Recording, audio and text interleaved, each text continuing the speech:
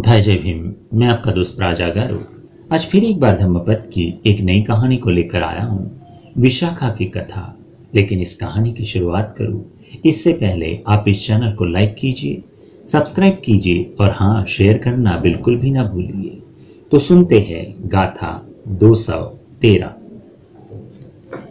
प्रेम तो जायति शोको, प्रेम तो जायति भयं, प्रेम तो विपमुत्तस,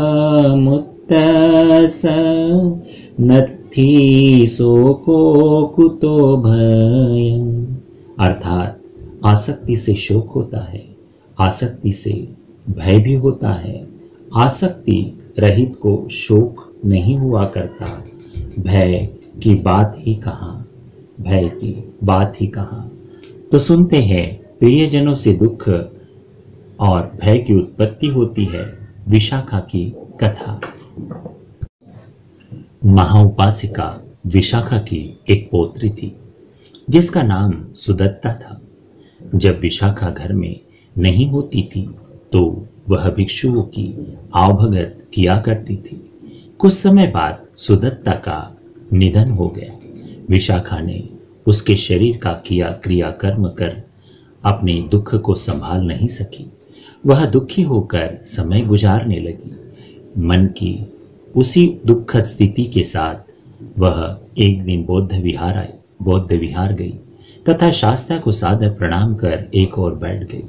बुद्ध ने पूछा, विशाखा, तुम किस कारण यहाँ दुखी, उदास, अश्रुपूर्ण नेत्रों के साथ रोती और कलपती हुई बैठी हुई हो?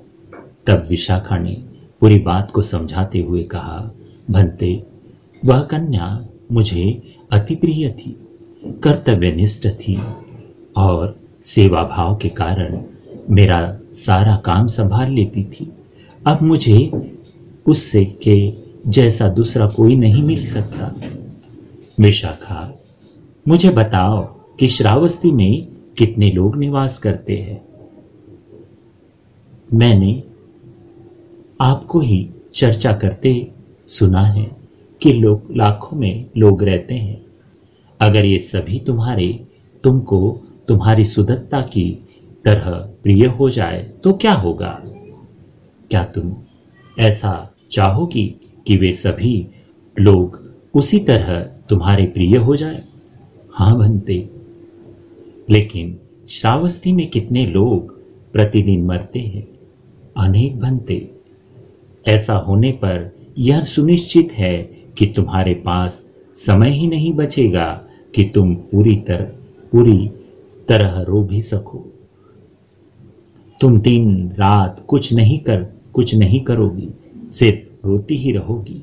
रोने के सिवा तुम्हें करने को कुछ भी नहीं बचेगा। हाँ भंते, अब मैं समझ गई।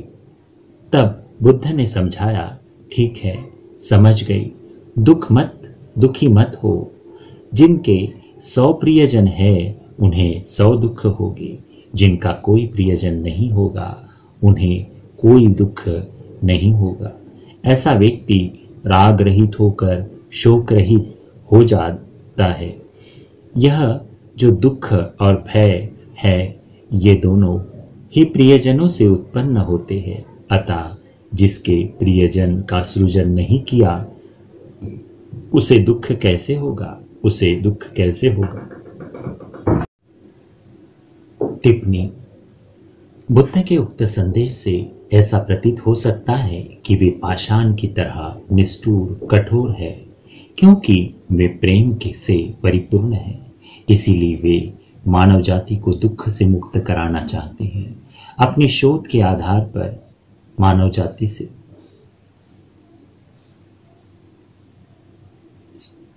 इसके विपरीत संदेश देते हैं। सच्चाई इससे पूर्णता भिन्न है। बुद्ध वस्तुतः मानव जाति के प्रति प्रेम, दया, करुणा, मैत्री से परिपूर्ण है। इसीलिए वे मानव जाति को दुख से मुक्त कराना चाहते हैं।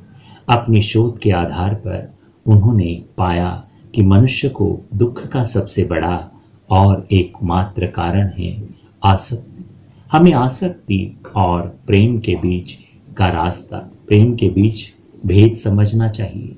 जिसे हम अक्सर प्रेम समझ बैठते हैं वह वस्तुतः प्रेम नहीं, आसक्ति है। प्रेम हमें मुक्त कराता है, आसक्ति हमें बांधती है। प्रेम सार्वभौम होता है, आसक्ति व्यक्ति विशेष या समूह विशेष के साथ होती है। प्रेम स्व के परे होता है, आसक्ति स्व के दायरे में सीमित रहती है। प्रेम हमें ऊर्ध्व दिशा में ले जाता है, आसक्ति निम्न दिशा की ओर। प्रेम हमें मुक्त कर खुले नीले गगन में पंछी की तरह उड़ने का अवसर देता है, आसक्ति पैरों में बेड़ी बांधकर कैदी की तरह जीवन जीने का। अतः एक साधक को स्पष्टता समझ लेना चाहिए कि प्रेम और आसक्ति में क्या भेद है और उसी के अनुसार आचरण करना चाहिए। प्रेम तो जायति शोको, प्रेम तो जायति भयं, प्रेम तो विप्पमुत्त नत्थि शोको कुतो भयं। साधु साधु साधु।